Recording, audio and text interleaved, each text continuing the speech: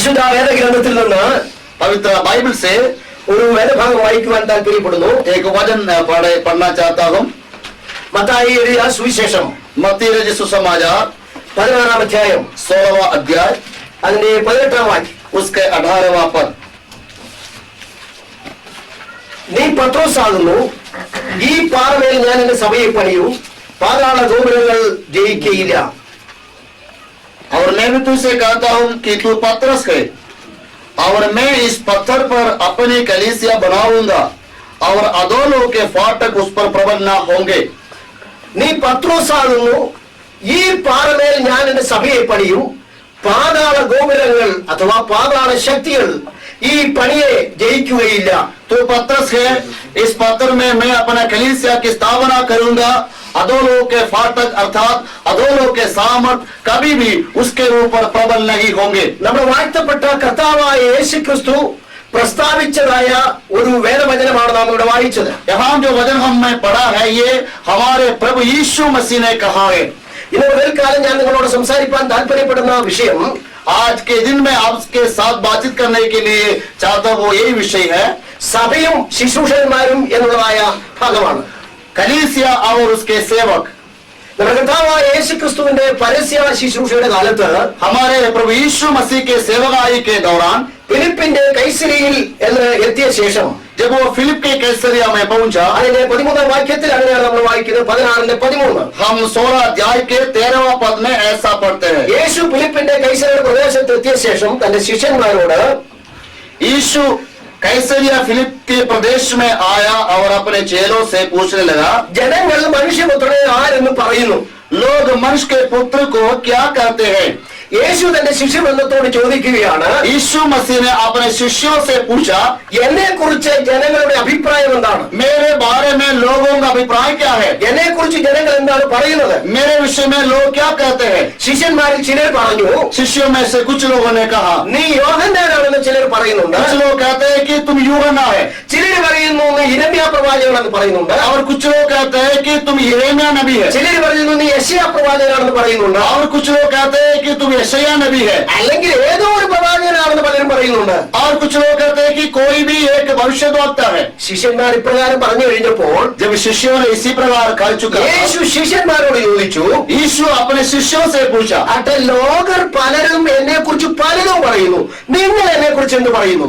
संसार मेरे विषय में कई बातें कहते हैं, लेकिन तुम लोग मेरे विषय में क्या कहते हो? ഉടനെ പത്രോസ് പറഞ്ഞു, तुरंत पतरस ने कहा, നീ ജീവനുള്ള ദൈവത്തിന്റെ പുത്രനായ ക്രിസ്തുവാണ്. तू जीवित परमेश्वर का पुत्र मसीह है. Praise the Lord. हालेलुया. പത്രോസിന് യേശുവിനെ കുറിച്ച് വ്യക്തമായ ഒരു വെളിപ്പാട്, ഒരു ദർശനം ഉണ്ടായിരുന്നു. पतरस को प्रभु यीशु मसीह के बारे में एक साफ प्रकाशन मिल चुका था. യേശുവിനെ അനുഗമിക്കുന്ന ഒരു വ്യക്തിക്ക് താൻ ആരെയാണോ അനുഗമിക്കുന്നത്, ആരെയാണോ പിൻപറ്റുന്നത്, ആ വ്യക്തിയെ കുറിച്ച് വ്യക്തമായ കാഴ്ചപ്പാടും അറിവുണ്ടായിരിക്കണം. एक व्यक्ति जो यीशु मसीह का पीछे चलते हैं, वो जिसका पीछे चलते हैं उसके बारे में एक साफ प्रकाशन को प्राप्त करना जरूरी है. നീ ജീവനുള്ള ദൈവത്തിന്റെ പുത്രനായ ക്രിസ്തുവാണ്. तुम जीवित परमेश्वर का पुत्र मसीह है. ജീവനില്ലാത്ത ഒരു ആരാധകന്റെ പിൻപേ അല്ല ഞാൻ ഇറങ്ങി തിരിച്ചിരിക്കുന്നത്. मैं के एक ऐसा व्यक्ति के पीछे नहीं चलता हूं जिस पर कोई जीवन नहीं है. സർവത്തെയും സർവപ്രപഞ്ചജാലങ്ങളെയും സൃഷ്ടിച്ചവനായ സർവശക്തനായ ദൈവത്തിന്റെ പുത്രനായ ക്രിസ്തുവാണ് നീ, അതുകൊണ്ടാണ് ഞാൻ നിന്നെ അനുഗമിക്കുന്നത് എന്നാണ് താൻ പറഞ്ഞതിന്റെ അർത്ഥം. वहाँ वो कहने का मतलब यह है कि तुम उस परमेश्वर का पुत्र है जिसने अपने बाप के द्वारा, अपने वचन के द्वारा सारे सृष्टि को बनाया, उसका पुत्र जीवित मसीह है. ഉടനെ യേശു പറഞ്ഞു, तुरंत यीशु मसीह ने कहा, ബെര്യനാ ശിമോനെ നീ ഭാഗ്യവാൻ. हे बरियोना शिमोन तू धन्य है. യോഹന്നാന്റെ മകൻ അഥവാ യോനയുടെ മകനായിരിക്കുന്ന ശിമോനെ നീ ഭാഗ്യവാൻ. ജഡരക്തങ്ങളല്ല നിനക്ക് വെളിപ്പെടുത്തി തന്നത് സ്വർഗസ്ഥനായ എന്റെ ദൈവമാണ്. यूहन्ना या योना का पुत्र शिमोन तू धन्य है. ये बात जो है तुम्हें शरीर मांस या लहू नहीं प्रकट किया, परंतु सर्वशक्तिमान परमेश्वर ने इस बात को प्रकाशित किया. യേശു ക്രിസ്തുവിനെ കുറിച്ചുള്ള വ്യക്തമായ വെളിപ്പാട്, അറിവ് നമുക്ക് സർവശക്തനായ വ്യക്തമായ ദൈവമാണ് നൽകി തന്നത്. प्रभु यीशु मसीह के बारे में हमें साफ प्रकाशन सर्वशक्तिमान परमेश्वर देते हैं. ആ അറിവ് ലഭിച്ച ദൈവജനത്തെ ഓർത്ത് ഞാൻ ദൈവത്തെ സ്തുതിക്കുന്നു. और मैं उस परमेश्वर के लोगों के लिए परमेश्वर को धन्यवाद देता हूं जिसको यही प्रकाशन मिल चुका है. പത്രോസ് എന്ന പദത്തിന്റെ അർത്ഥം पत्रस शब्द का मतलब പാറ കഷ്ണം എന്നാണ്. चट्टान है, പാറ കഷ്ണം എന്നാണ്. पत्थर है. സാധാരണയായി ഞങ്ങളുടെ നാട്ടിൽ ക്രൈസ്തവ ജനങ്ങൾ ധാരാളം ഉള്ളത് കൊണ്ട് അവര് പറയുന്നത് പത്രോസിന്മേലാണ് യേശു ക്രിസ്തു സഭ പണിത് എന്നാണ്. हमारे जगह में बहुत सारे मसीह लोग है. साधारण रीति में वो लोग कहते हैं कि यीशु मसीह ने पत्रस के ऊपर कलीसिया का स्थापना किया है. കർത്താവ് പറഞ്ഞത് നീ പത്രോസ് ആകുന്നു, നീ പെട്രോസ് ആകുന്നു, നീ ഒരു പാറ കഷ്ണമാണ്. यीशु मसीह कहने का मतलब तू पत्रस है अर्थात तू पेट्रस है, एक पत्थर है. എന്നാൽ ഈ പാറമേൽ ഞാൻ എന്റെ സഭയെ പണിയും. लेकिन यही चट्टान पर मैं अपने कलीसिया की स्थापना करूंगा. യേശു ക്രിസ്തുവാകുന്ന ഉറപ്പുള്ള പാറമേൽ ഞാൻ എന്റെ സഭയെ പണിയും എന്നാണ് കർത്താവ് പറഞ്ഞത്. मैं उस मजबूत चट्टान अर्थात प्रभु यीशु मसीह में मेरा कलीसिया की स्थापना करूंगा. അതുകൊണ്ട് പത്രോസിന്മേലല്ല സഭ പണിതിരിക്കുന്നത്, കർത്താവ് യേശു ക്രിസ്തുവിന്മേലാണ് സഭ പണിതിരിക്കുന്നത്. इसलिए कलीसिया पत्रस के ऊपर नहीं परंतु प्रभु यीशु मसीह के ऊपर बन चुका है. അതുകൊണ്ടാണ് നാം ഇങ്ങനെ വായിക്കുന്നത്, ക്രിസ്തു യേശു തന്നെ മൂലക്കല്ലായിരിക്കെ. इसलिए हम पढ़ते हैं कि प्रभु यीशु मसीह खोने के मुख्य पत्थर है. നിങ്ങളെ അപ്പോസ്തലന്മാരും പ്രവാചകന്മാരും എന്ന അടിസ്ഥാനത്തിന്മേൽ പണിതിരിക്കുന്നു. और तुम्हें प्रेरित और भविष्यद्वक्ताओं के नींव के ऊपर बना रखा है. ദൈവസഭ ഒരു കെട്ടിടത്തോട് ഉപമിച്ചാണ് ഇവിടെ പ്രസ്താവിച്ചിരിക്കുന്നത്. वहां परमेश्वर की कलीसिया को एक भवन के साथ तुलना करके बताया. ഒരു കെട്ടിടം പണിയുമ്പോൾ അതിന്റെ മൂലക്കല്ലാണ് ആദ്യമായിട്ട് വെക്കുന്നത്. जब एक मकान को बनाते हैं उसके लिए खोने का मुख्य पत्थर को पहले रखते हैं അതിനോട് ചേർന്ന് അടിസ്ഥാന കല്ലുകൾ, और उसके साथ नींव के अन्य पत्थर, അതിന്റെ മുകളിൽ കല്ലുകൾ വെച്ചാണ് കെട്ടിടം പണിയുന്നത്. और उसके ऊपर पत्थर रख के मकान को बनाते. ദൈവസഭയെ ഒരു കെട്ടിടത്തോട് ഉപമിച്ച് പറയുമ്പോൾ ആ കെട്ടിടത്തിന്റെ മൂലക്കല്ല് ക്രിസ്തു യേശുവാണ്. जब कलीसिया को एक भवन के साथ तुलना करके बताते हैं तब उस भवन का मुख्य पत्थर जो है वह प्रभु यीशु मसीह है. അപ്പോസ്തലന്മാരും പ്രവാചകന്മാരും അടിസ്ഥാന കല്ലുകളാണ്. और प्रेरित और भविष्यद्वक्ता जो है वो नींव के अन्य पत्थर है. അതാത് കാലങ്ങളിൽ രക്ഷിക്കപ്പെടുന്ന ദൈവമക്കളായിരിക്കുന്ന കല്ലുകളെ കൊണ്ട് സഭയാം സൗധം പണിതുകൊണ്ടിരിക്കുകയാണ്. अलग अलग समय में जो लोग उद्धार पाता है इसी प्रकार उद्धार पाने वाले विश्वासी लोग जो पत्थर है उन्हें इकट्ठा करके कलीसिया जो भवन है उसे बनाते रहते हैं. ഈ സംഭാഷണം നടക്കുന്നത് ഫിലിപ്പിന്റെ കൈസരിയയിൽ വെച്ചാണ്. और ये बातचीत जो है फिलिप की कैसरिया प्रदेश में हो रहा था. ഗലീലയിൽ നിന്ന് ഏകദേശം 25 മൈൽ വടക്ക് കിഴക്കുള്ളതായ ഒരു ജില്ലയാണ് അഥവാ ഒരു ഡിസ്ട്രിക്റ്റ് ആണ് ഈ കൈസരിയ എന്ന് പറയുന്നത്. और ये कैसरिया जो है गलील के पूर्व उत्तर में लगभग 16 किलोमीटर के दूर में एक जगह है. അന്നത്തെ രാജാവായിരുന്ന ഹെരോദാവ് ഫിലിപ്പിന്റെ നാമധേയത്തിൽ പണിതതായ ഒരു വലിയ ക്ഷേത്രം അവിടെ നിലകൊള്ളുന്നുണ്ട്. वहां उस समय के राजा हेरोदेस फिलिप के नाम में एक बहुत बड़ा मंदिर बनाया था, वही वहां पाया जाता था. വളരെ വിലപിടിപ്പുള്ളതായ കല്ലുകൾ കൊണ്ടാണ് ആ സൗധം പണിത് ഉയർത്തിയിരിക്കുന്നത്. बहुत ही कीमती पत्थरों से उस मंदिर को बनाया था. അതിന്റെ കല്ലുകൾ വളരെ മനോഹരമായിരുന്നു. उसके पत्थर जो है वो बहुत ही सुंदर थे. വളരെ വിലപിടിപ്പുള്ള കല്ലുകൾ കൊണ്ടാണ് ഇത് പണിതിരുന്നത്. और कीमती पत्थरों से उसे बनाया. അപ്പോൾ കർത്താവ് ആ കെട്ടിടത്തെ കൂടെ ഉപമിച്ചുകൊണ്ടാണ് പത്രോസിനോട് ഇവർ പറയുന്നത് എന്നുള്ള വസ്തുത നമ്മൾ മറന്നു പോകരുത്. और इसलिए हमें स्मरण रखना चाहिए कि प्रभु यीशु मसीह ने उस मंदिर को भी स्मरण रखते हुए पत्रस के साथ बातचीत कर रहा है. എന്നാൽ കർത്താവ് ഇവിടെ പറയുമ്പോൾ സഭയാകുന്ന കെട്ടിടം പണിതിട്ടില്ല, പണിയും എന്നാണ് പറഞ്ഞത്. लेकिन जब प्रभु यीशु मसीह यहाँ जो बात कर रहे थे तब कलीसिया नहीं बन चुका था परंतु बनने वाले थे.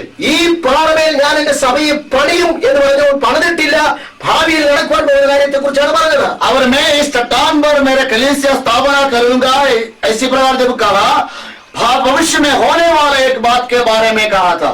നമുക്കറിയാം സഭയാകുന്ന സൗധം പണിതത് പെന്തക്കോസ്തു നാളിലാണ്. हम जान रहे हैं सभा कलीसिया जो भवन है उसे पेंतकोस्त के दिन में बनाया. അപ്പോസ്തല പ്രവൃത്തി 2-ാം അധ്യായത്തിൽ നമ്മൾ വായിക്കുന്നത് അവിടെയാണ് സഭ ആദ്യമായിട്ട് രൂപീകൃതമാകുന്നത്.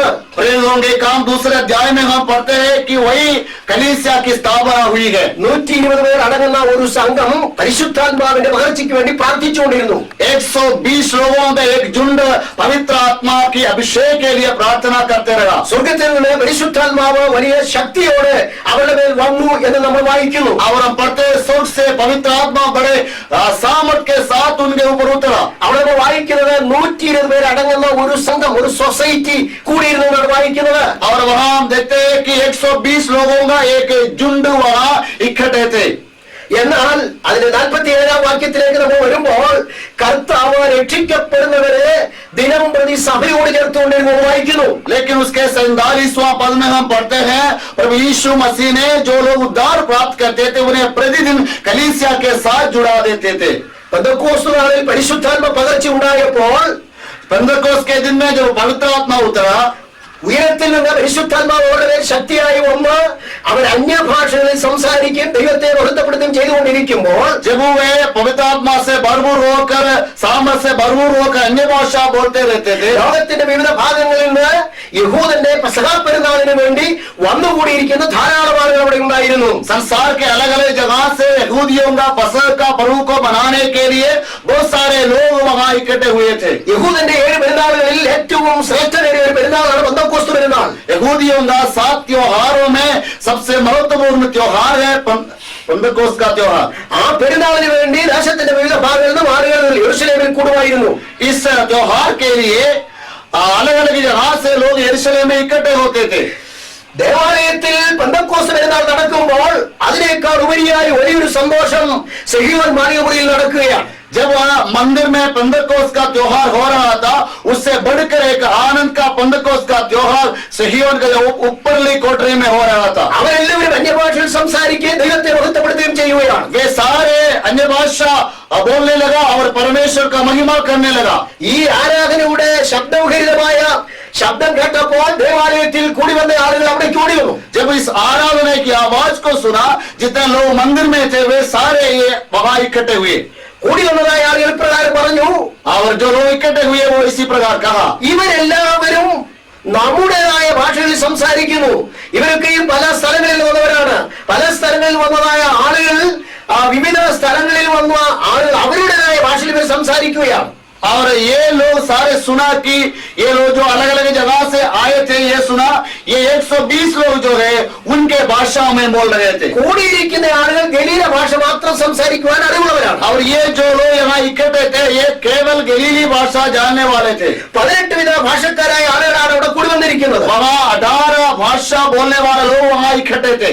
ഒരു കൂട്ടം ആളുകൾ പറഞ്ഞു, ചില ആളുകൾ നമ്മുടെ ഭാഷയിൽ സംസാരിക്കുന്നു, അവർ ദൈവത്തിന്റെ വൻകാര്യങ്ങളെ സംസാരിക്കുകയാണ്. कुछ लोग कहा कि कुछ लोग हमारे भाषा में बोलते हैं, वो परमेश्वर की बड़े बड़े बातें करते हैं। ആ ഭാഷ അറിയാൻ പാടില്ലാത്ത മറ്റു ചില വ്യക്തികൾ പറഞ്ഞു, ഇവര് പുതുമീൻ കുടിച്ചിരിക്കുന്നവരാണ്, മദ്യം കുടിച്ചിരിക്കുന്നവരാണ്. और जो लोग उस भाषा नहीं समझते थे वो कहने लगा कि ये लोग शराब के नशा में है। ഭാഷ മനസ്സിലായ ആളുകൾ പറഞ്ഞു, ഇവർ ഗലീലക്കാരാണ്, മറ്റു ഭാഷകൾ അറിയില്ല, പക്ഷെ ഇവർ സംസാരിക്കുന്ന ദൈവത്തിന്റെ വൻകാര്യങ്ങളാണ്.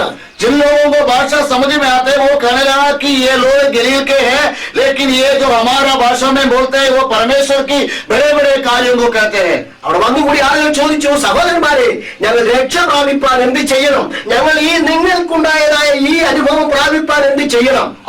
जितने लोग इकट्ठे हुए वो पूछने लगा कि भाइयों, उद्धार पाने के लिए हमें क्या करना चाहिए? आपको जो अनुभव हुआ है उसे प्राप्त करने के लिए हमें क्या करना चाहिए? പത്രോസ് അവരുടെ മധ്യത്തിൽ എഴുന്നേറ്റ് നിന്ന് पत्रस उनके बीच में खड़ा होकर പ്രസംഗിക്കുവാനായിട്ട് തുടങ്ങി. प्रचार करने लगा, നിങ്ങൾ ഓരോരുത്തരും നിങ്ങളുടെ പാപങ്ങളുടെ മോചനത്തിന് വേണ്ടി മാനസാന്തരപ്പെടണം. तुम में से प्रत्येक लोग अपने पाप की क्षमा के लिए मन फिराना चाहिए, സ്നാനമേൽക്കണം. बपतिस्मा पाना चाहिए, അപ്പോൾ പരിശുദ്ധാത്മാവിന്റെ ദാനം ലഭിക്കും. तब पवित्र आत्मा की दान मिलेगा। അത് നിങ്ങൾക്ക് മാത്രമല്ല, നിങ്ങൾക്കും നിങ്ങളുടെ സന്തതികൾക്കും തലമുറകൾക്കും അത് പ്രാപിപ്പാനിടയായി തീരും. और वो केवल तुम्हारे लिए नहीं परंतु तुम्हारे संतानों के लिए, आने वाला सब लोगों के लिए है। ഈ വക്രതയും കോട്ടമുള്ള തലമുറ നടുവിൽ നിന്ന് രക്ഷിക്കപ്പെടുകയും इस पाप से भरा हुआ समाज के बीच में से उद्धार पाओ। ഇങ്ങനെ പത്രോസിന്റെ പ്രഥമ പ്രസംഗത്തിൽ इसी प्रकार के पत्रस के पहले प्रचार में ഓടിക്കൂടിയ ആളുകൾ അടക്കം ഏതാണ്ട് 3000-ഓളം ആളുകൾ രക്ഷിക്കപ്പെട്ട് ദൈവസഭ രൂപീകൃതമായി. वहां जितने लोग इकट्ठे हुए उसमें से लगभग 3000 लोग उद्धार पाया। इसी प्रकार कलीसिया की स्थापना हुई है। നമുക്ക് എല്ലാവർക്കും അറിയാൻ പാടില്ലാത്ത കാര്യമല്ല ഞാൻ പറയുന്നത്. और ये बात हम सब लोग जानते हैं। എങ്കിലും എന്റെ വിഷയത്തോടനുബന്ധിച്ച് സഭാ രൂപീകരണത്തെ കുറിച്ച് മുഖവര പറഞ്ഞത് മാത്രമേ ഉള്ളൂ. फिर भी मैं मेरा विषय के साथ इसको इंट्रोडक्शन के रूप में बताया। അങ്ങനെ ഭൂമിയിൽ ആദ്യമായി ക്രിസ്തീയ സഭ രൂപം കൊണ്ടു. इसी प्रकार संसार में पहली बार मसीही कलीसिया स्थापित हुआ। ആദ്യത്തെ സഭയുടെ അംഗങ്ങൾ എന്ന് പറയുന്നത് ഏതാണ്ട് 3000-ഓളം ആളാണ്. पहले कलीसिया के सदस्य जो है लगभग 3000 लोग हैं। പിന്നെ സഭ ഇങ്ങനെ വളരുവാനായിട്ട് തുടങ്ങി. फिर कलीसिया बढ़ने लगा। അവർ അപ്പോസ്തലന്മാരുടെ ഉപദേശം കേട്ടും കൂട്ടായ്മ ആചരിച്ചും അപ്പം നുറുക്കിയും പ്രാർത്ഥന കഴിച്ചും പോന്നു. वे प्रेरितों के उपदेश को सुनकर और संगति रहकर और रोटी तोड़कर और प्रार्थना करने में भी लवलीन रहा। അവർ അപ്പോസ്തലന്മാരുടെ ഉപദേശം കേട്ടു എന്ന് പറയുമ്പോൾ കാതുകൊണ്ട് കേൾക്കുക മാത്രമല്ല ചെയ്തത്, കേട്ടത് അനുസരിച്ച് പ്രവൃത്തിപഥത്തിൽ കൊണ്ടുവന്നു. वे केवल कानों से प्रेरितों के उपदेश को सुनने वाला नहीं थे, परंतु सुनकर उसी प्रकार करने वाले भी थे। യാക്കോബ് അപ്പോസ്തലൻ പറയുന്നത് പോലെ നിങ്ങൾ വചനം കേൾക്കുക മാത്രമല്ല അതിനെ ചെയ്യുന്നവരായി വരുപ്പീൻ. जैसे प्रेरित याकूब कहते हैं, तुम केवल वचन को सुनने वाला नहीं परंतु सुनकर उसी प्रकार करने वाला भी बने। ദൈവവചനം കേൾക്കുക മാത്രമല്ല അതനുസരിക്കുകയും നമ്മുടെ ജീവിതത്തിൽ പകർത്തുകയും ചെയ്യുന്നതാണ് ഭാഗ്യം. परमेश्वर का वचन को केवल सुनना नहीं परंतु सुनकर उसे हमारे जीवन में उतारना है, ये धन्य की अवस्था है। അങ്ങനെ സഭ രൂപീകൃതമായപ്പോൾ इसी प्रकार जब कलीसिया की स्थापना हुई, സഭയെ നയിക്കുവാൻ നടത്തുവാൻ कलीसिया को चलाने के लिए യോഗ്യന്മാരായ ശുശ്രൂഷകന്മാർ വേലക്കാർ ആവശ്യമാണ്. ऐसी योग्य निपुण सेवकों का जरूरत पड़ा। അതുകൊണ്ട് കർത്താവ് സഭയിൽ ശുശ്രൂഷകന്മാരെ ആക്കി വെച്ചു. इसलिए प्रभु कलीसिया में सेवकों को नियुक्त किया। 1 Corinthians 12:28 कुरिन्थियों की पहला पत्री 1 Corinthians 12:28 उसके 12 अध्याय के 28। कुरिन्थियों की पहला पत्री 12 अध्याय उसके 28।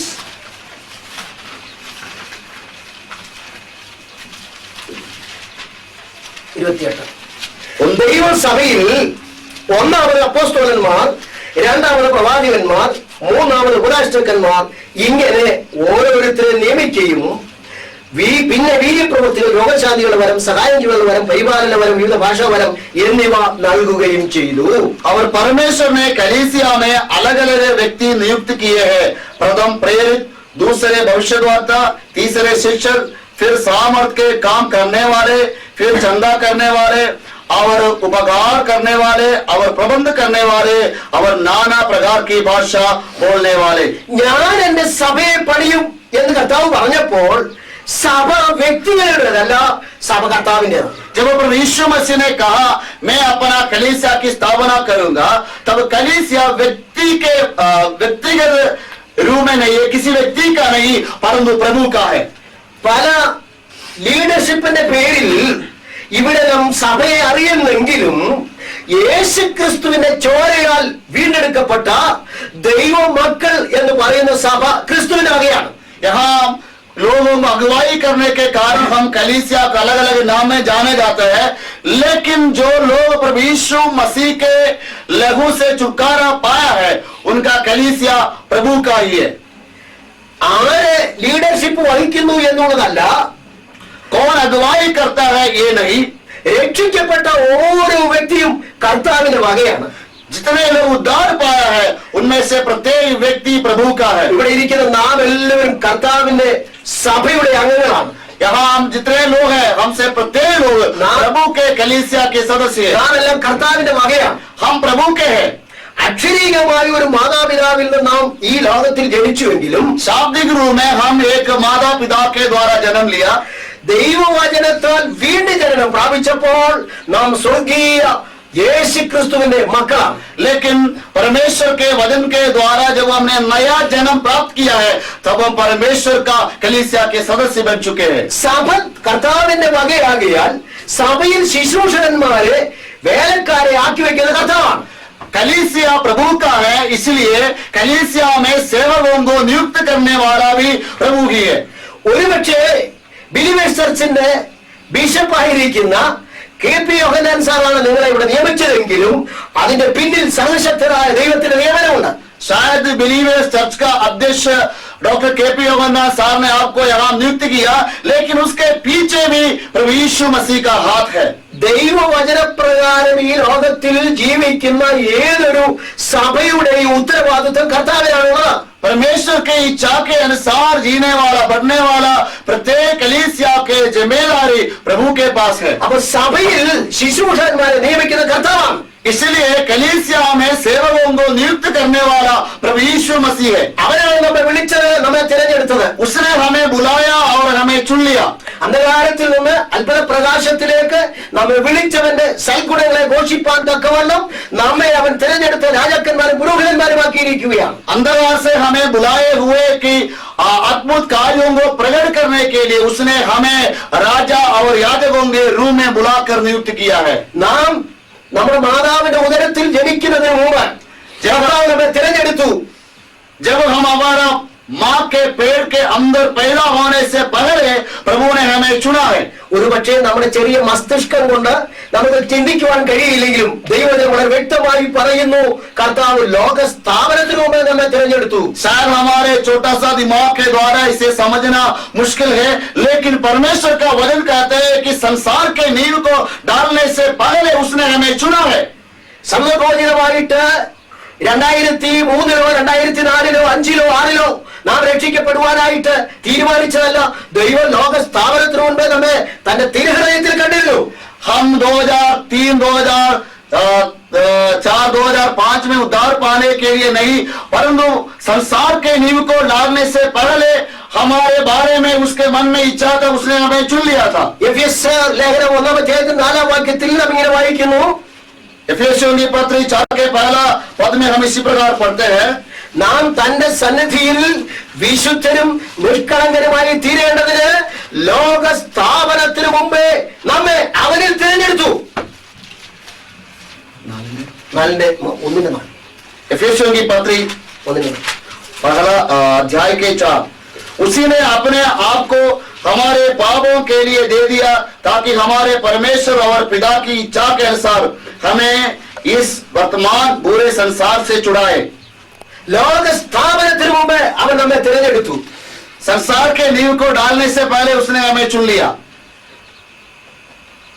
ഒരു ബിൽഡിംഗ് പണിയുന്നതിന് മുമ്പ്, एक इमारत को बनाने से पहले ഒരു ബിൽഡിംഗ് പ്ലാൻ ഒരു എഞ്ചിനീയർ തയ്യാറാക്കുന്നത് പോലെ जैसे एक बिल्डिंग का, एक इमारत का नक्शा एक इंजीनियर बनाते हैं. ശൂന്യമായ ഒരു സ്ഥലം, एक शून्य जगह, सुनसान जगह, ഒരു എഞ്ചിനീയർ ഒരു പ്ലാൻ വരച്ചിട്ട് एक इंजीनियर उसके लिए एक प्लान बनाते हैं അതിന്റെ കോൺട്രാക്ട് കൊടുക്കുകയാണ്. और उसको ठेकेदार को देते हैं. ചില വർഷങ്ങൾ കഴിയുമ്പോൾ ഒരു ബഹുനില കെട്ടിടം ഉയരുകയാണ്. कुछ साल के बाद वहाँ एक कई मंजिल का एक इमारत बन जाते हैं. നമ്മൾ കാണുമ്പോൾ വളരെ മനോഹരമായിരിക്കുന്നുണ്ട്.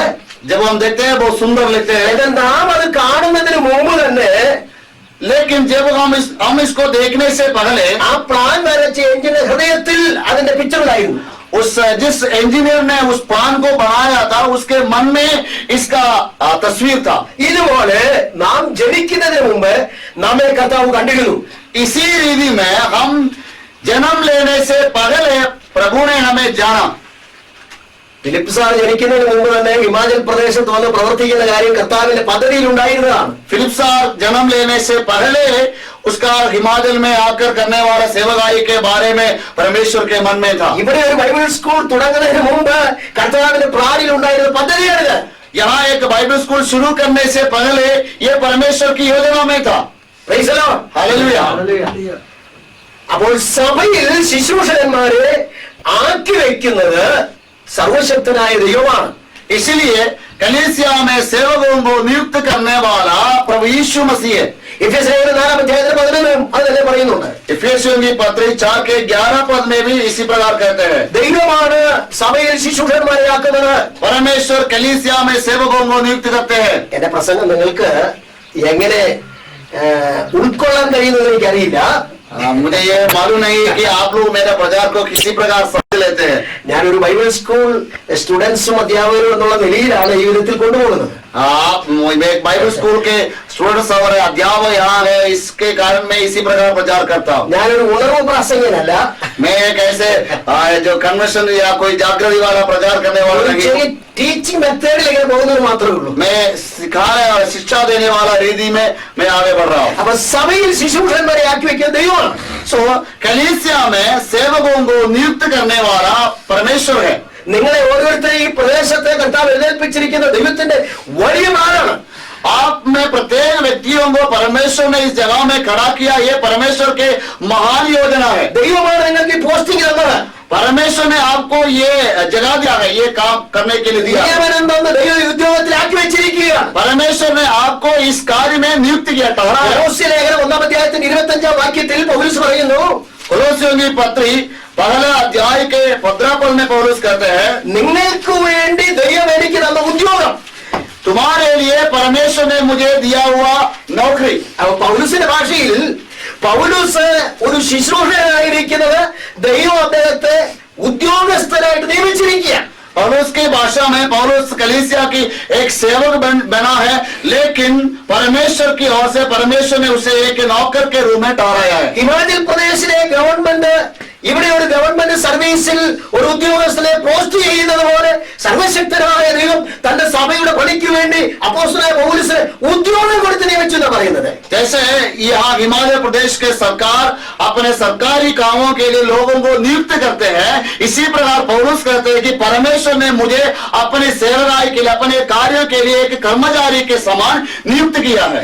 ഈ ലോകത്തിലെ ഒരു ഗവൺമെന്റ് സർവീസിൽ ഇരിക്കുന്നത് അഭിമാനമാണെങ്കിൽ സർവത്തെ സൃഷ്ടിച്ച സർവശക്തനായ അഖിലാണ്ടത്തിന്റെ ഉടയവനായ ദൈവത്തിന്റെ ഉദ്യോഗസ്ഥനായി ഇരിക്കുന്ന ഏറ്റവും ശ്രേഷ്ഠമായ പദവിയാണ്. इस संसार के किसी सरकार के अधीन में नौकरी करना कोई गर्व की बात है, तो सर्वशक्तिमान परमेश्वर के अधीन में कार्य करना कितने गर्व की बात होना चाहिए। അതിൽ നമുക്ക് അത്യധികമായ സന്തോഷവും അഭിമാനവും ഉണ്ടായിരിക്കണം. इसमें हमें बहुत आनंद और गर्व होना चाहिए। ദൈവത്തിന്റെ ശുശ്രൂഷക്കാരനായിരിക്കുന്നത് ഏറ്റവും വലിയ ഭാഗ്യമാണ്. परमेश्वर का सेवक बनना सबसे सौभाग्य की बात है। ഈ ലോകം ഒരുപക്ഷെ അംഗീകരിക്കില്ലായിരിക്കാം, शायद इस संसार नहीं मानेगा, എന്നാൽ സർവശക്തനായ ദൈവം നമ്മെ അംഗീകരിച്ചിരിക്കുകയാണ്. लेकिन सर्वशक्तिमान परमेश्वर ने हमें मान लिया है। Praise the Lord. Hallelujah. ഇനി അടുത്ത ഒരു വേദഭാഗം 1 തിമോത്തിയോസ് 1-ാം വാക്യം. और एक वचन को पढ़ेंगे, तीमुथियुस की पहला पत्री पहला अध्याय के 12 पद।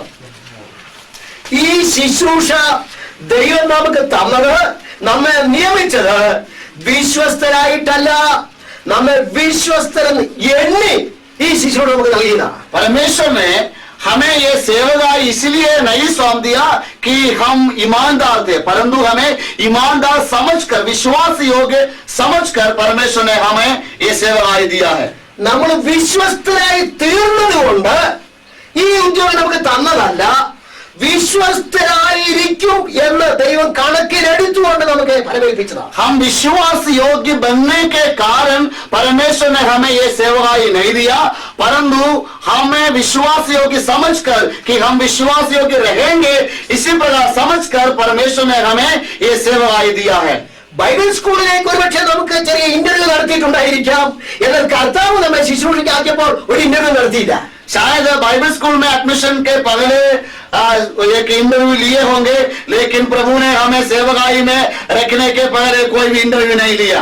ഈ ലോകത്തിലെ ഒരു സഭാ നേതൃത്വം ഒരുപക്ഷെ നമ്മെ ഇന്റർവ്യൂ ചെയ്തിരിക്കാം, എന്നാൽ സർവശക്തനായ ദൈവം നമ്മെ അങ്ങനെ ഇന്റർവ്യൂ ചെയ്തില്ല. इस संसार के कलीसिया के अगुवे लोग शायद हमारा इंटरव्यू लिए होंगे, लेकिन सर्वशक्तिमान परमेश्वर कभी भी सेवकाई में नियुक्त करने से पहले हमारा इंटरव्यू नहीं लिया। ഇവിടെ യോഗ്യതയുടെ അടിസ്ഥാനത്തിലാണ് ഉദ്യോഗം തരുന്നത്.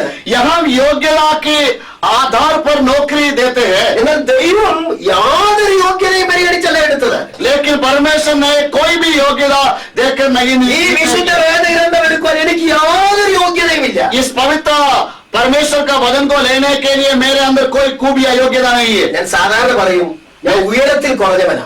मैं इसी प्रकार कहता हूँ, मैं ऊंचाई में लंबाई में कम हूँ, നിറത്തിൽ കുറഞ്ഞവനാ, കളറിൽ കുറഞ്ഞവനാ, और रंग में मैं कम हूँ, സാമ്പത്തിക വിഷയങ്ങൾ കുറഞ്ഞവനാ, और आर्थिक बातों में भी मैं कम हूँ, എന്റെ വീട്ടിൽ വെച്ച് ഏറ്റവും ചെറിയവനാ, और मेरे परिवार के सबसे छोटा व्यक्ति हूँ, വിദ്യാഭ്യാസത്തിൽ കുറഞ്ഞവനാ, पढ़ाई में भी कम हूँ, എല്ലാം കൊണ്ടും ഏറ്റവും താഴ്വനാണ്. हर बातों में बहुत ही कम हूँ.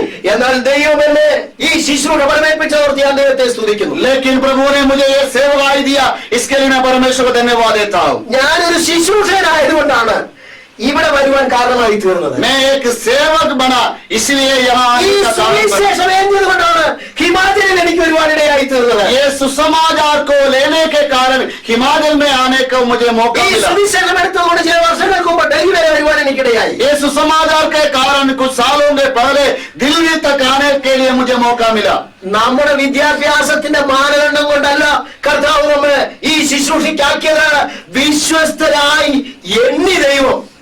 परमेश्वर ने हमें पढ़ाई के योग्यता को गिनकर हमें सेवकाई में नहीं रखा, परंतु उसने हमें ईमानदार समझ कर रखा है. പറഞ്ഞതിന്റെ അർത്ഥം നമ്മുടെ വിശ്വസ്ത തെളിയിച്ചിട്ടല്ല, നമ്മെ ദൈവം വിശ്വസ്തരെന്ന് കണക്കിലെടുത്തുകൊണ്ട് ഈ എന്റെ മകൻ ഞാൻ അയക്കുന്ന സ്ഥലത്ത് വിശ്വസ്തയോട് എന്റെ വേല ചെയ്യും എന്ന് കണക്കിലെടുത്തുകൊണ്ട് നമ്മെ ആക്കിയിരിക്കുക. इसका मतलब पर हम अपने ईमानदारी को प्रकट करने के कारण परमेश्वर ने हमें सेवकाई में नहीं रखा, पर उसने सोचा ये मेरा बेटा मेरे सेवकाई में ईमानदार रहेंगे, जो मैं उसके हाथों में सौंप दूंगा उसके लिए वो ईमानदार रहेगा. इसी प्रकार सोचकर समझकर हमें सेवकाई में रखा है. 1 കൊരിന്ത്യർ 4-ാം അധ്യായത്തിൽ 12-ാം വാക്യം. कुरिन्थियों की पहला पत्र 4:2. 1-2 വാക്യം. 1 കൊരിന്ത്യർ 4:1-2. कुरिन्थियों की पहला पत्री 4 के पहला और दूसरा. कुरिन्थियों की पहला पत्री 4 के पहला और दूसरा.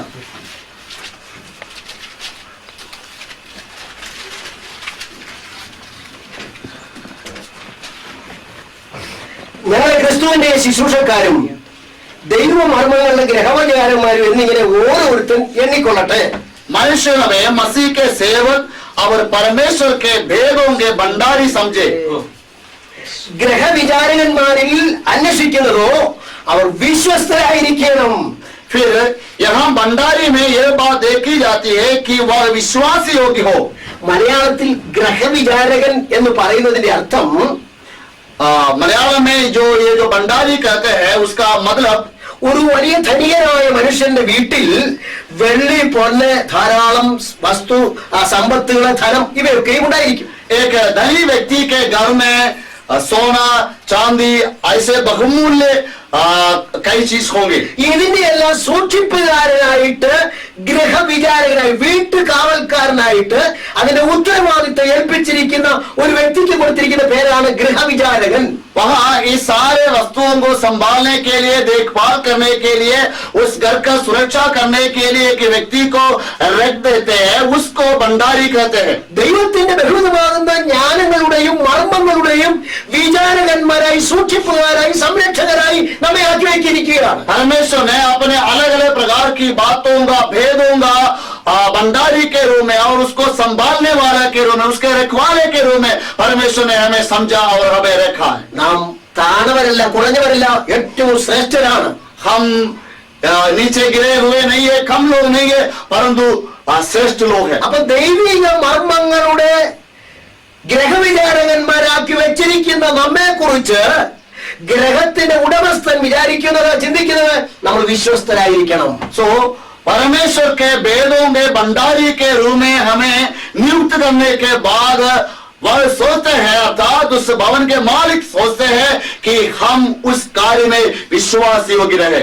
വിശ്വസ്തരെന്നെ ഈ ലോകത്തിൽ പല ധനികന്മാരും ഗ്രഹവിചാരന്മാരെ ആക്കിയിട്ട് അതിനെ തട്ടിക്കൊണ്ടു പോയിട്ടുള്ള ചരിത്രം നമുക്ക് എല്ലാവർക്കും അറിയാം. हम ऐसे कई बातों को देखते हैं कि कई धनी लोग कई लोगों को ईमानदार समझकर अपने भंडारी के रूप में रखा, लेकिन बाद में पता चला कि जो मौका मिला वो सारे लूट के ले जाते हैं.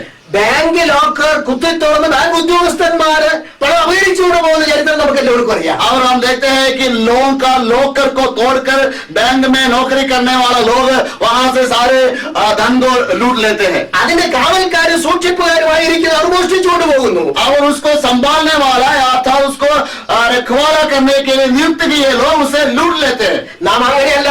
നമ്മെ വിശ്വസ്തരെന്ന് ഏൽപ്പിച്ചെങ്കിൽ നാം നാം വിശ്വസ്തരായിരിക്കണം. लेकिन हम ऐसा नहीं, परमेश्वर ने यदि हमें ईमानदार समझकर इस सेवकाई दिया है तो हमें ईमानदार बनना चाहिए. Praise the Lord. हालेलुया.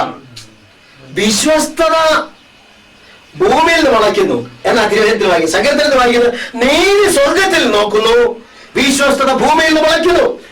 भजन संगीता हमें सिखाते हैं धार्मिकता स्वर्ग से देखते हैं, लेकिन विश्वास योग्यता धरती से उग जाते हैं. നീതിമാനായ ദൈവം ഉയരത്തിൽ നിന്ന് धर्मी परमेश्वर स्वर्ग से ആക്കി വയ്ക്കപ്പെട്ട നമ്മെ നോക്കിക്കൊണ്ടിരിക്കുകയാണ്. നമ്മൾ വിശ്വസ്തരാണോ എന്ന് हमारे ऊपर देख रहा है कि हम उस कार्यों में विश्वास योग्य है या नहीं. വിശ്വസ്തത ഭൂമിയിൽ നിന്ന് മുളയ്ക്കുന്നു എന്ന് പറഞ്ഞാൽ അക്ഷരീയമായി ഭൂമിയിൽ നിന്ന് മുളയ്ക്കല്ല, ദൈവം ആക്കി വെക്കപ്പെട്ട നമ്മളിൽ നിന്ന് വിശ്വസ്തത ഉണ്ടായിരിക്കണം അർത്ഥം. ईमान विश्वास योग्यता धरती से उगेगा. शाब्दिक रूप में इसका मतलब ऐसा नहीं है कि धरती से उग जाएगा, परंतु जिसे परमेश्वर हम जैसे लोगों को अपने सेवकाई के लिए नियुक्त किया है, हमारे अंदर से विश्वास योग्यता प्रकट होना चाहिए. ദൈവവചനത്തിൽ അവർ ഇങ്ങനെ വായിക്കുന്നു, ദൈവം മനുഷ്യനെ നേരുള്ളവനായി സൃഷ്ടിച്ചു, അവന് അനേക സൂത്രങ്ങളെ കണ്ടുപിടിച്ചിരിക്കുന്നു.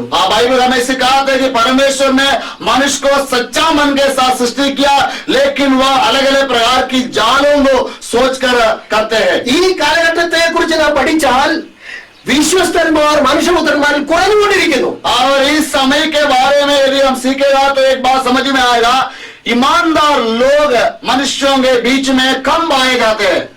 വിശ്വസ്തന്മാർ കുറഞ്ഞുകൊണ്ടിരിക്കുകയാണ്. ईमानदार लोग कम होते जा रहा है. ദൈവം നമ്മെ ആക്കിയ സ്ഥാനത്ത് വിശ്വസ്തരായി നിൽക്കുവാൻ ദൈവം ഇടയാക്കട്ടെ എന്ന് ആത്മാർത്ഥമായി പ്രാർത്ഥിക്കുകയാണ്. मैं ईमानदारी से प्रार्थना करता हूँ कि परमेश्वर ने जिस जगह में हमें नियुक्त किया है वहाँ विश्वास योग्यता के साथ रहने पाए. ഞാൻ ദീർഘവർഷങ്ങൾക്ക് മുമ്പേ കോലഞ്ചേരി എന്ന് പറയുന്ന ഒരു സ്ഥലത്ത് ശുശ്രൂഷിച്ചുകൊണ്ടിരിക്കുമ്പോൾ काफी साल के पहले कोलंचेरी नाम एक जगह में जो मैं सेवकाई कर रहा था, ഒരു വെള്ളിയാഴ്ച ഫാസ്റ്റിംഗ് പ്രയർ നടന്നുകൊണ്ടിരിക്കുമ്പോൾ एक शुक्रवार उपवास प्रार्थना के बीच में ഒരു വ്യക്തി ആ പ്രാർത്ഥന കൂട്ടത്തിൽ കടന്നു വന്നു. एक व्यक्ति उस प्रार्थना सभा में आया. കണ്ടാൽ ഒരു പാസ്റ്ററാണെന്ന് തോന്നുന്നു. देखने से लगेगा कि एक पासवान है. അദ്ദേഹം മീറ്റിംഗിലിരുന്നു, പ്രാർത്ഥിച്ച കൂട്ടത്തിൽ അദ്ദേഹം പ്രാർത്ഥിച്ചു. उसने मीटिंग में बैठा, प्रार्थना के बीच में उसने भी प्रार्थना किया. അതിനുശേഷം പ്രാർത്ഥനയൊക്കെ കഴിഞ്ഞ് സംസാരിച്ചപ്പോൾ അനേക പാസ്റ്റർമാരുടെ അഡ്രസ്സും പേരും എല്ലാം അദ്ദേഹം പറഞ്ഞു. और उसके बाद जब बातचीत किया, उन्होंने बहुत सारे पास्टरों का नाम और एड्रेस बताया. അദ്ദേഹത്തിന് ഒരുപാട് പാസ്റ്റർമാരെ അറിയാമെന്ന് പറഞ്ഞു. और उसने कहा कि मैं बहुत सारे पास्टरों को जानता हूँ. തിരുവനന്തപുരത്താണ് അദ്ദേഹം വരുന്നതെന്ന് പറഞ്ഞു. और उसने कहा कि मैं तिरुवनंतपुरम से आता हूँ. ആ വഴി യാത്രയിൽ അദ്ദേഹത്തിന്റെ പേഴ്സ് നഷ്ടപ്പെട്ടു പോയി. और सफर में मेरा पर्स जो है वो गुम गया. അതുകൊണ്ട് പാസ്റ്റർ എനിക്ക് തിരികെ അവിടെ വരെ എത്താനായിട്ട് അല്പം പണം വേണമെന്ന് പറഞ്ഞു. इसलिए पास्टर वहां तक पहुंचने के लिए मुझे कुछ पैसा चाहिए. ഇദ്ദേഹത്തിന്റെ പ്രാർത്ഥനയും ഇദ്ദേഹത്തിന്റെ ഇടപെടലും ഒക്കെ കണ്ടപ്പോൾ അദ്ദേഹം ഒരു ദൈവ പുരുഷനാണെന്ന് ഞാൻ വിചാരിച്ചത്. इसका प्रार्थना और उसके बातचीत को जब देखा, मैंने सोचा कि ये परमेश्वर का जन्म है. അദ്ദേഹം തിരുവനന്തപുരം പോയിട്ട് എന്റെ പേരിൽ പണം അയച്ചു തരാമെന്ന് പറഞ്ഞ അഡ്രസ് ഒക്കെ എഴുതിയെടുത്താ പോയത്. और उसने कहा कि मैं अपनी जगह में जाकर आपके लिए पैसा भेजूंगा करके मेरा नाम और एड्रेस सारे लिख के ले गया. ഞാൻ പണം കൊടുത്തു, പക്ഷേ ഇന്ന് വരെ ആളെ കണ്ടിട്ടില്ല, കിട്ടിയിട്ടില്ല. मैंने पैसा दिया, लेकिन आज तक उसे मिला ही नहीं, पैसा भी नहीं मिला. ഏതാനും ആഴ്ചകൾക്ക് മുമ്പേ എന്റെ സഭയിൽ ഒരു ദേവദാസം വന്നു. कुछ हफ्ते पहले मेरे कलीसिया में एक व्यक्ति आया. സഭയിൽ മറ്റു ദേവദാസന്മാർ വരുമ്പോൾ ആരാധന കഴിയുമ്പോൾ ചെറിയൊരു ഉള്ളതിന്റെ ഒരു കൈമുടക്ക് കൊടുക്കാറുണ്ട്. और कलीसिया में जब दूसरे सेवक लोग जब आते हैं आराधना के बीच में, जो है उसमें से थोड़ा सा दान उनको देते हैं. അത് ഞാൻ കൊടുത്തു. അത് വാങ്ങിയിട്ട് അദ്ദേഹം പുറത്തേക്ക് ഇറങ്ങിയിട്ട് തിരിച്ചു വന്നു. और वो दान जो मैंने उसको दिया, उसको लेकर वो बाहर गया. कुछ समय के बाद वापस आया. പാസ്റ്റർ, എനിക്ക് നാട്ടിലൊരു മാരേജിന് വേണ്ടി പോകേണ്ടതായിട്ടുണ്ട്, അതുകൊണ്ട് കുറച്ച് പണം തരണമെന്ന് പറഞ്ഞു. और उसने कहा कि पास्टर मुझे गांव में एक शादी में जाना है, इसलिए कुछ पैसा और चाहिए. അപ്പൊ അവിടെ ഞങ്ങളുടെ ഡിസ്ട്രിക്ട് കൺവെൻഷന് വേണ്ടിയുള്ള കളക്ഷൻ നടന്നുകൊണ്ടിരിക്കുന്ന സമയം അപ്പൊ അദ്ദേഹം പണം കണ്ടു. और उस समय में हमारे वहाँ डिस्ट्रिक्ट कन्वेंशन के लिए कलेक्शन हो रहा था, इसलिए उसने पैसा देखा था. വ്യാഴാഴ്ച മുതൽ ഞായറാഴ്ച വരെയാണ് കൺവെൻഷൻ നടക്കുന്നത്, അതുകൊണ്ട് അതിന് കൊടുക്കാൻ പണമാണെന്ന് പറഞ്ഞു. मैंने कहा गुरुवार से लेकर इतवार तक कन्वेंशन है, उसके लिए देने का पैसा है. പക്ഷെ ഞാൻ ചൊവ്വാഴ്ച മടക്കി തന്നോളാന്ന് പറഞ്ഞിട്ട് അദ്ദേഹം പണം വാങ്ങിപ്പോയി. उसने कहा मंगलवार को मैं जरूर लौटाऊंगा करके पैसा ले गया. ആൾ ഓടിപ്പോയില്ല, അവിടെ ഉണ്ട്. ഇന്നാളെ കണ്ടപ്പോ പറഞ്ഞു എനിക്കൊരു ഡ്രാഫ്റ്റ് വരാനുണ്ടെന്ന്, വന്നിട്ടില്ല. और वो कहीं दूर तो नहीं चला गया, वही है. लेकिन अब कुछ दिन के पहले जब मिला तो कहा मुझे एक ड्राफ्ट मिलने वाला है, अभी तक वो नहीं आया है. ഞാൻ പറഞ്ഞത് വിശ്വസ്തന്മാർ കുറഞ്ഞുകൊണ്ടിരിക്കുകയാണ്. मेरा कहने का मतलब विश्वास योग्य लोग कम होते जा रहा है. അല്പത്തിൽ വിശ്വസ്തനായിരിക്കാൻ ഞാൻ നിന്നെ അധികത്തിൽ വിചാരകനാക്കുമെന്ന്. वचन कहते हैं जो थोड़े में ईमानदार है उसे बहुतायत का अधिकारी ठहराता है. ദൈവം നമ്മെ ഏൽപ്പിച്ചിരിക്കുന്ന സ്ഥാനത്ത് നാം വിശ്വസ്തരാണെങ്കിൽ ദൈവം അധികത്തിൽ നമ്മെ അധികാരികളാക്കും. जहाँ परमेश्वर ने हमें रखा है वहाँ यदि हम ईमानदार रहेगा तो परमेश्वर हमें बहुतायत के अधिकारी ठहराएगा. അപ്പൊ ദൈവസഭയിൽ നമ്മെ നിയമിച്ചിരിക്കുന്നത് വിശ്വസ്തരായി ഗ്രഹവിചാരകത്വം നടത്തുവാനായിട്ടാണ്. परमेश्वर ने अपने कलीसिया में हमें ईमानदार होकर भंडारी का सेवकाई करने के लिए नियुक्त किया है. Praise the Lord. हालेलुया. 2 കൊരിന്ത്യർ कुरिन्थियों की दूसरा पत्र 3-ാം അധ്യായത്തിന്റെ 6-ാം വാക്യം. तीसरे अध्याय के 6वां पद. 2 കൊരിന്ത്യർ 3-ന്റെ 6. कुरिन्थियों की दूसरा पत्र 3 के 6.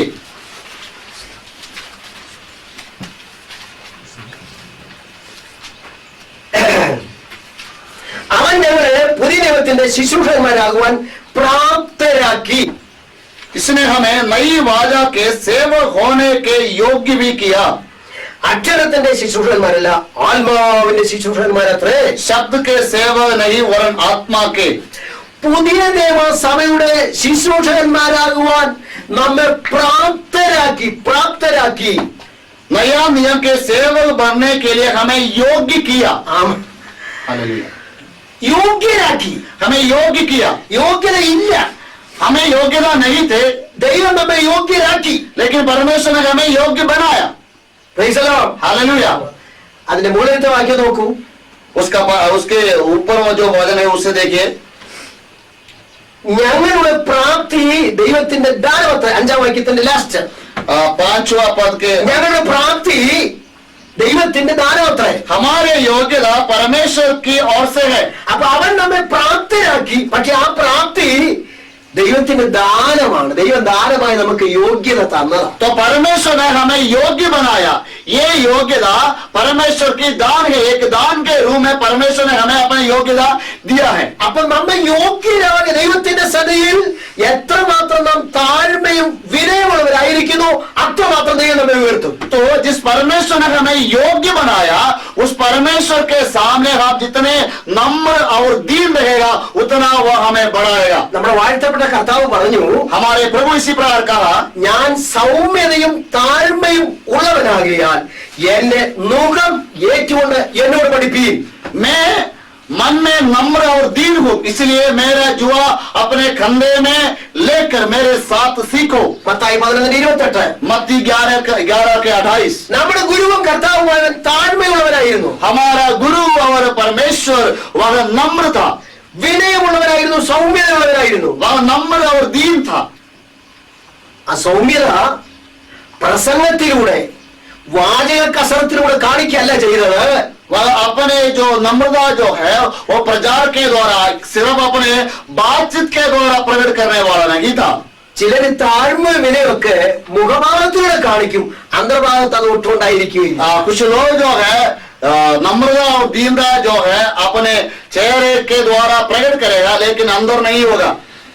ശിഷ്യന്മാരുടെ ഇടയിൽ ആരാണ് വലിയവൻ എന്നൊരു ചിന്തയുണ്ടായിരുന്നു. വലിയവൻ शिष्यों के बीच में ऐसा एक सोच विचार था कि हमारे बीच में कौन सबसे बड़ा है. പത്രോസ് ഒന്നാമൻ, पतरस पहला वाला യോഹന്നാൻ യേശുവിന്റെ മാറോട് ചാരിയിരിക്കുന്നവൻ, और यूहन्ना जो है यीशु मसीह के साथ सीने से लगाने वाला, യൂദ പണസഞ്ചി സൂക്ഷിക്കുന്നവൻ. और यहूदा जो है वो पैसा संभालने वाला. അപ്പൊ ഇവർ ഓരോരുത്തരും വിചാരിച്ച് ഞങ്ങളാണ് വലിയവരെന്ന. अब इसे ये सारे सोच रहे कि हम भी बड़े. അവർ വഴിയാത്ര നടന്നുകൊണ്ടിരിക്കുമ്പോൾ ഇതിനെക്കുറിച്ച് സംസാരിച്ചുകൊണ്ടിരുന്നു. जब वो कहीं चलते हैं इसके बीच में उसके बीच में भी वो इसके बारे में बातचीत कर रहे हैं. കർത്താവ് അവരുടെ മനോഭാവം പറഞ്ഞുകൊണ്ട് ईश्वर ने उनके उस विचार को जानकर കർത്താവ് ഒരിക്കൽ തോർത്ത് അരയ്ക്ക് കെട്ടിക്കൊണ്ട് ശിഷ്യന്മാരുടെ കാലുകളെ കഴുകി. यीशु मसीह ने एक बार एक अंगोजा कमर में बांधकर उसने शिष्यों के पाँव को धो लिया. അവിടെ പത്രോസിന്റെ അടുക്കൽ ചെന്നപ്പോൾ പത്രോസ് പറഞ്ഞു, അയ്യോ നീ ഗുരുവാണ്, എന്നെ കഴിയണ്ടായിരുന്നു. जब पतरस के पास गया पतरस ने कहा तू तो प्रभु है इसलिए मेरा पाँव को मत धोलिए.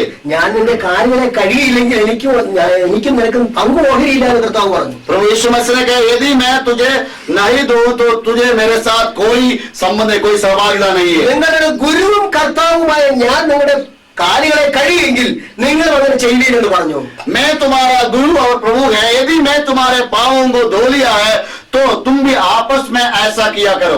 പ്രസംഗത്തിലൂടെ വാചക കസരത്തിലൂടെ താഴ്മയും വിനയം കാണിക്കല്ല, പ്രവൃത്തിയിലൂടെ കാണിക്കു കൊടുക്കണം. सिर्फ प्रचार के द्वारा नम्रता और दीनता प्रकट करने वाला नहीं, परंतु कार्यों के द्वारा प्रकट करना चाहिए. ശുശ്രൂഷകന്മാരായിരിക്കുന്ന നമ്മൾ ക്രിസ്തുവിന്റെ സ്വഭാവം നമ്മുടെ ജീവിതത്തിലൂടെ പ്രവൃത്തിയിലൂടെ വെളിപ്പെടുത്തി കൊടുക്കണം. हम जो प्रभु का सेवक है, हम प्रभु यीशु मसीह के स्वभाव को हमारे जीवन शैली के द्वारा कार्यों के द्वारा प्रकट करना चाहिए. നിങ്ങളുടെ സ്വർഗീയ പിതാവ് സൽഗുണപൂർണനായിരിക്കുന്നത് പോലെ നിങ്ങളും സൽഗുണപൂർണരാകുവീൻ. जैसे तुम्हारा स्वर्गीय पिता सारे अच्छे गुणों से परिपूर्ण है, उसी प्रकार तुम भी परिपूर्ण हो जाओ. അപ്പൊ ക്രിസ്തുവിന്റെ ദിവ്യ സ്വഭാവങ്ങൾക്ക് അനുരൂപരാകുവാനാണ് തന്റെ വേലയ്ക്ക് വേണ്ടി നമ്മെ തിരഞ്ഞെടുത്തത്. तो हम मसीह यीशु के उस दिव्य स्वभाव के अनुरूप होने के लिए, उसके समान होने के लिए उसने हमें बुलाया.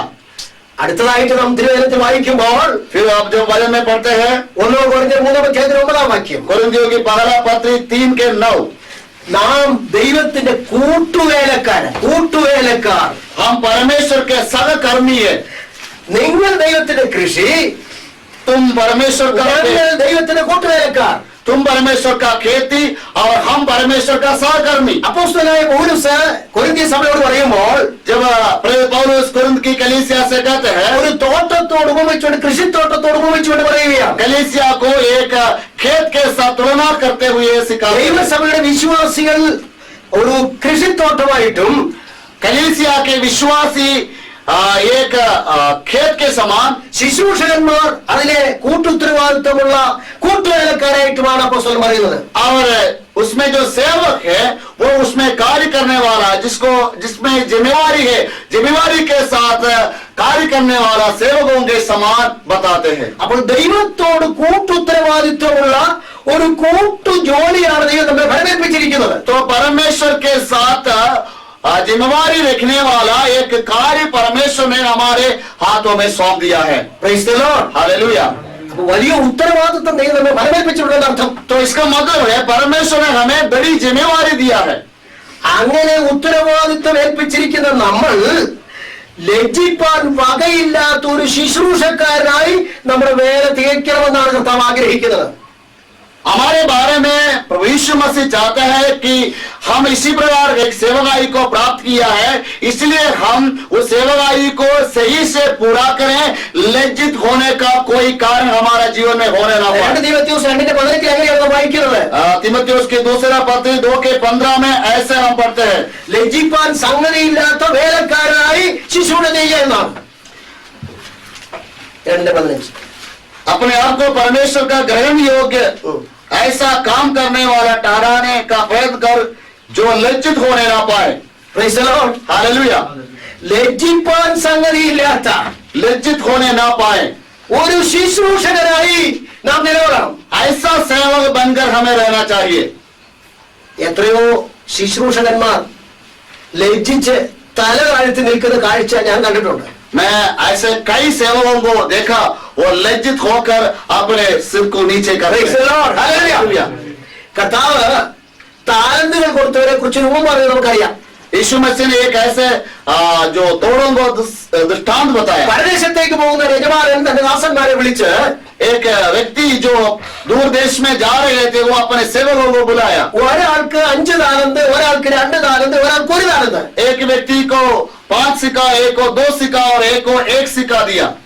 എന്നിട്ട് അതിന് താഴെ പറയുന്ന വാക്യം പ്രാപ്തി പോലെ കൊടുത്തു എന്നാ. ഓരോരുത്തർക്കും അവരവരുടെ പ്രാപ്തി പോലെ കൊടുത്തു. और उसके बाद में कहता है एक एक व्यक्ति को अपने प्राप्ति के, अपने क्षमता के अनुसार दिया है. കൊടുത്ത ആൾക്ക് കൊടുക്കപ്പെട്ട ആളുടെ കഴിവ്, അവരുടെ പ്രാപ്തി എത്ര എന്ന് വ്യക്തമായിട്ട് അറിയാം. जिन्होंने दिया है वो जिसको दिया उसके क्षमता के बारे में, उसके सामर्थ के बारे में जान रहा था कि ये कितना तक कर सकेगा.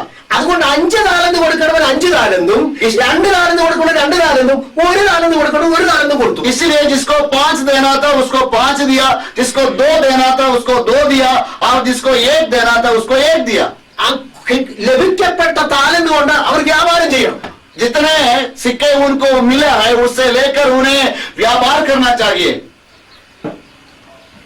ഈ കഴിഞ്ഞ ദിവസം നമ്മുടെ ഫിലിപ്പ് സാറ് സഭയിലേക്ക് വന്നിരുന്നു, നാട്ടിലേക്ക് വന്നിരുന്നു. कुछ दिनों के पहले फिलिप सर अपने कलीसिया में आया था। അപ്പൊ ഇവിടുത്തെ ഈ പ്രവർത്തന മണ്ഡലങ്ങളെ കുറിച്ച് വ്യക്തമായ ഒരു സാക്ഷ്യമൊന്നും അദ്ദേഹം പറയാറില്ല. तब इस जगह के सेवाई के बारे में इतने साफ रूप में उन्होंने नहीं बताया। അദ്ദേഹം ആളിൽ ചെറിയ, എന്നെ പോലെ ചെറിയ ഒരു വ്യക്തിയാണ്. और वो भी मेरे जैसे कम लंबाई का है। അദ്ദേഹത്തെ ബൈബിൾ സ്കൂളിലേക്ക് പ്രാർത്ഥിച്ചയച്ചത് ഞാനാണ്. और मैं उसे प्रार्थना करके बाइबल स्कूल में भेजा।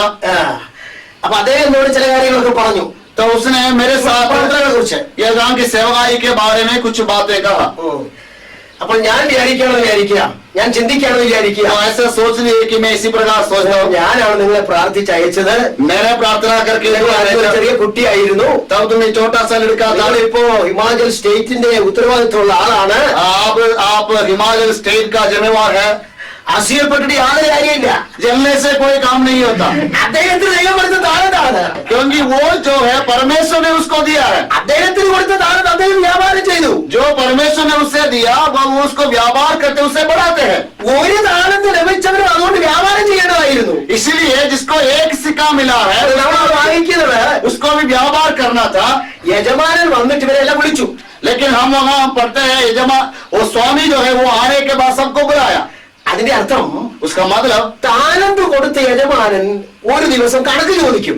जिस स्वामी ने सिक्के दिया है वो एक दिन लेखा जोखा लेगा।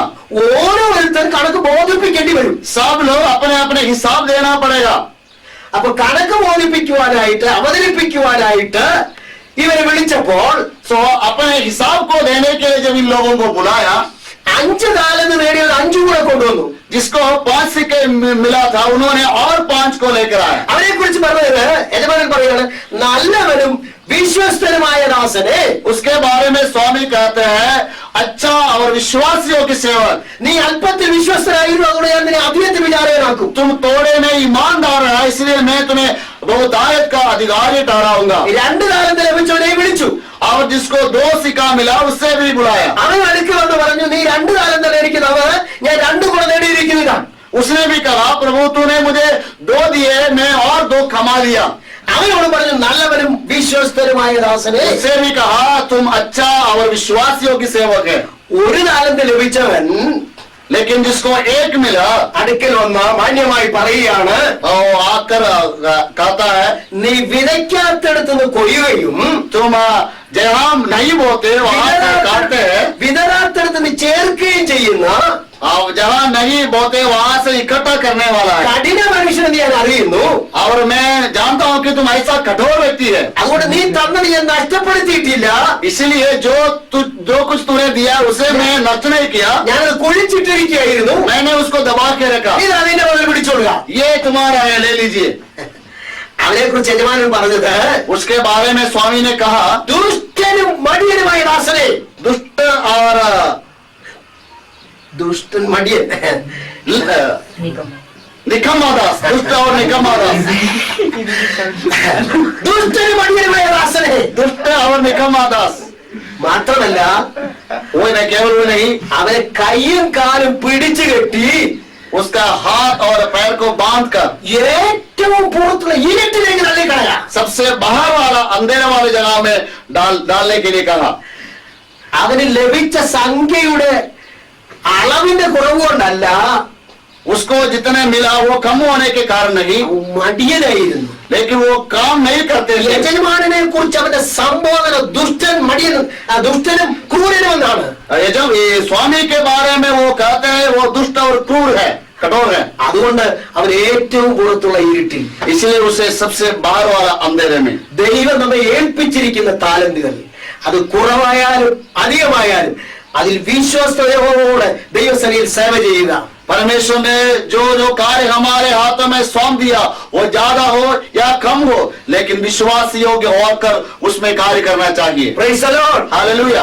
അല്പത്തിൽ വിശ്വസ്തനായിരിക്കുക, ഞാൻ നിന്നെ അധികത്തിൽ വിചാരകനാക്കും. थोड़े में ईमानदार रहो, मैं तुम्हें बहुतायत के अधिकारी बनाऊंगा। കർത്താവ് ശുശ്രൂഷയ്ക്ക് വേണ്ടി വിളിച്ച ഒരു ഉദാഹരണം പറയുന്നുണ്ട്. ഒരു യജമാനൻ കൂലിക്കാരെ വിളിച്ചു. सेवकाई के लिए लोगों को बुलाने वाला कार्यों के बारे में यीशु मसीह ने एक दृष्टांत बताया. ഒരുവരെ 9 മണി നേരത്ത് വിളിച്ചു, ഒരുവരെ 11 മണി നേരത്ത് വിളിച്ചു, ഒരുവരെ 3 മണി നേരത്ത് വിളിച്ചു. एक स्वामी ने कुछ सेवकों को बुलाया, किसी को 9 बजे, किसी को 11 बजे, किसी को 1 बजे बुलाया. സമയം പോയതുകൊണ്ട് ഞാൻ ദീർഘിപ്പിക്കുന്നില്ല. समय जाने के कारण मैं ज्यादा नहीं बढ़ाता हूँ.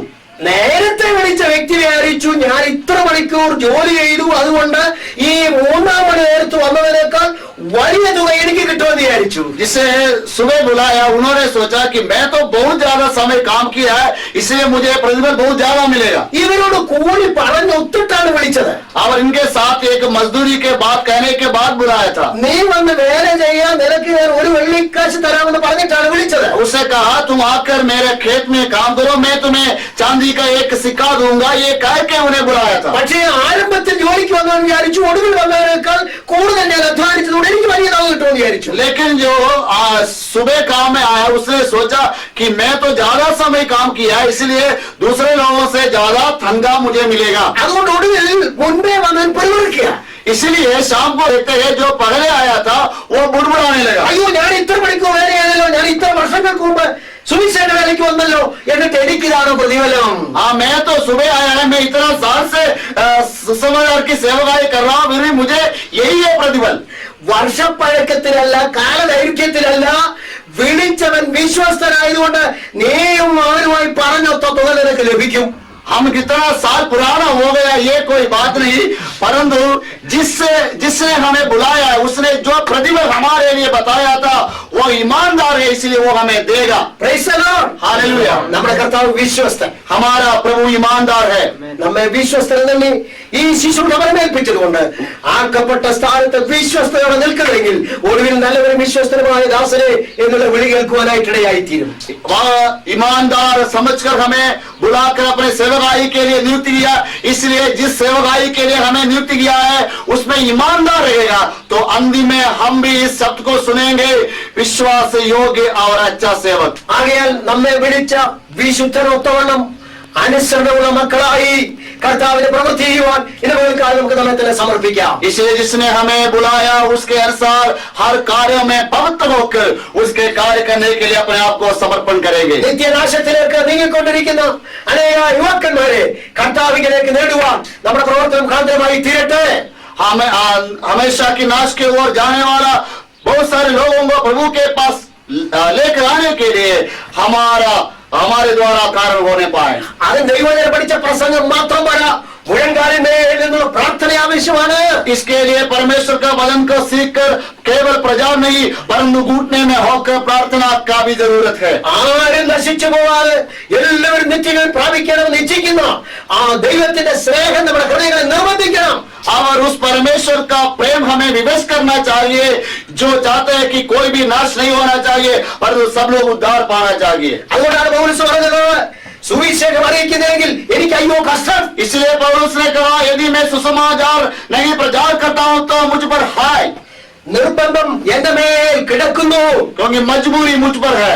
മറ്റുള്ളവർ സുവിശേഷം അറിയിക്കാനുള്ള പ്രേരണ, ഉൾപ്രേരണ എന്റെ ഉള്ളിൽ കിടക്കുന്നു. दूसरों को सुसमाचार सुनाने का एक प्रेरणा मेरे अंदर है. അതുകൊണ്ട് ഞാൻ ലജ്ജിക്കാതെ രാജാക്കന്മാരുടെ മുമ്പിലും സാധാരണക്കാരുടെ മുമ്പിലും കർത്താവിന്റെ സുവിശേഷം പറയുന്ന പൗലോസ് പറയുക. इसलिए मैं लज्जित ना होते हुए राजाओं के सामने और साधारण लोगों के सामने भी सुसमाचार प्रचार करूंगा करके पौलुस कहते हैं. ആ പൗലോസിന്റെ തീരുമാനത്തോളം നമ്മയും ദൈവസന്നിധിയിൽ സമർപ്പിച്ച് കർത്താവിൽ പ്രവർത്തിപ്പാൻ ദൈവത്തിന്റെ പരിശുദ്ധാത്മാവ് നമ്മെ ശക്തീകരിക്കട്ടെ. അതിനാവശ്യമായിരിക്കുന്ന ആത്മനിയോഗം നൽകട്ടെ എന്ന് ആത്മാർത്ഥമായി പ്രാർത്ഥിച്ചുകൊണ്ടും സമയം നിന്ന കർത്താവിന്റെ ദാസന്മാരോട് സ്നേഹ വന്ദനം അറിയിച്ചുകൊണ്ടും ഞാൻ വാക്കുകൾക്ക് വിരാമം കൊടുക്കുന്നു. और उस पौलुस के साथ हमें अपने आप को समर्पण करते उसी प्रकार पौलुस के समर्पण के समा सेवकाई करने के लिए हम भी अपने आप को समर्पण करेंगे. और जिसने मुझे ये समय दिया उनको भी धन्यवाद देते हुए मैं अपने समय को समाप्त करता हूँ. Praise the Lord. Hallelujah.